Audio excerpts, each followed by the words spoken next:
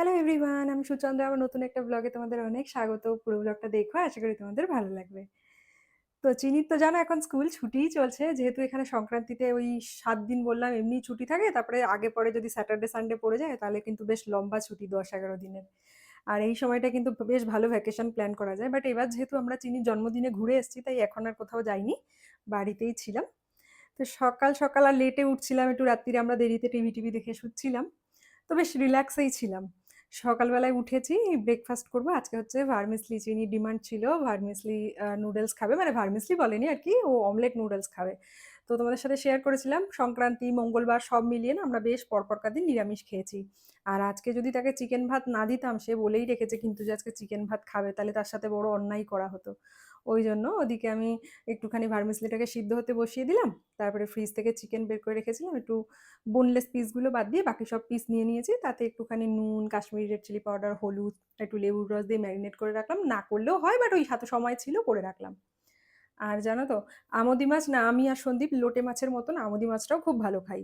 আর দেখি কি চিনিও না এখন বেশ ভালো খায়। তবে ওকে একটুখানি কাঁটাটা, ওপরের দিকের কাঁটাটা একটু বড় থাকে তো আমোদি মাছের, ওইটা বেছে দিই, বাকি কিন্তু পুরো মাছটা বেশ ভালো মতন খেয়ে নেয়। আর একটু কড়কড়ে করে ভাজা হয় তো বেশ মজা পায়। একটু নুন হলুদ সব মাখিয়ে রেখে দিলাম। আর এদিকে দেখো, সাথে সাথে আমি ব্রেকফাস্টটাও করে নিয়েছি। ব্রেকফাস্ট রেডি হয়ে গেছে, চিনি আর সন্দীপ উঠে ওরা জল খেয়েছিল, আমিও জল খাই তো।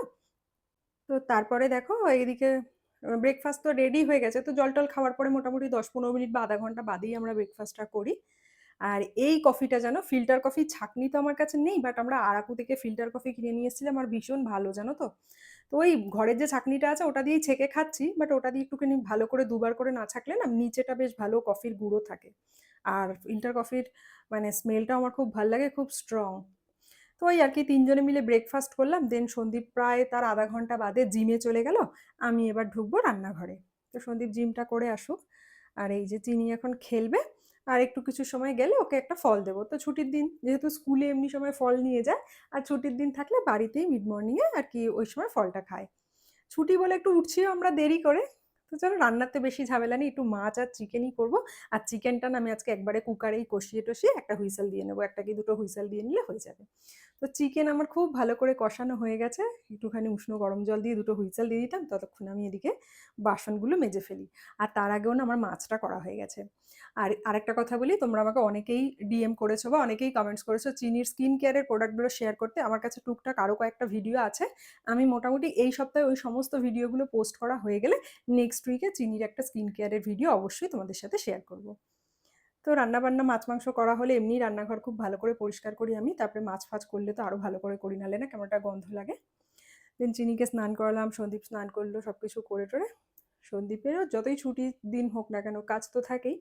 দেন আমরা বসে গেছি খেতে। আমি এই মাথায় শ্যাম্পু করেছিলাম, মাথাটা এখনো আশ্রাইনি, যেহেতু ভিজে চুলে আশ্রাই না।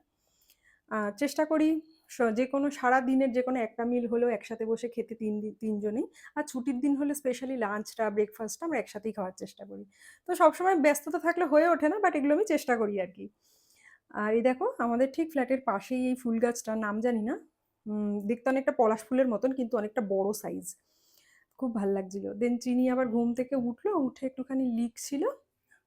এখন একদিন মানে গ্যাপ দিয়ে দিয়ে পড়তে বসাচ্ছিলাম, তা না হলে তো আবার অভ্যাসটা চলে যাবে।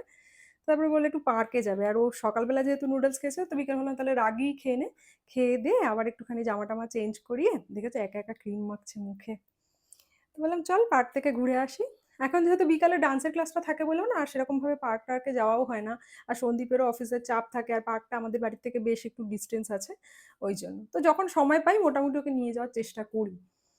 তো এই দেখো, আমরা রেডি টেডি হয়ে বেরিয়ে পড়েছি, আর খুশি দেখো তার, কি খুশি। এই তো এপ্রিল মাস থেকে আরো চাপ শুরু হয়ে যাবে জানো তো, যেহেতু এখন প্লে স্কুলে পড়ে বলে প্লে স্কুলের টাইমিংটা কম থাকে, কিন্তু প্রি প্রাইমারিতে হাই স্কুলে চলে গেলে মানে ওদের ফুল টাইম স্কুল হবে। তো যাই হোক, আমরা পার্কে চলে এসেছি আর ভীষণ খুশি। আর বিকালবেলা দেখো, এটা যদি আমাদের কাছাকাছি হতো ওকে অ্যাটলিস্ট প্রত্যেকদিন 15-20 মিনিটের জন্য নিয়ে যাওয়া হলেও যেত, কিন্তু যেহেতু একটুখানি দূরে তো যাওয়া হয় না, মানে ওয়াকিং ডিস্টেন্স বেশ অনেকটাই, ওর জন্য আর যাওয়া হয় না।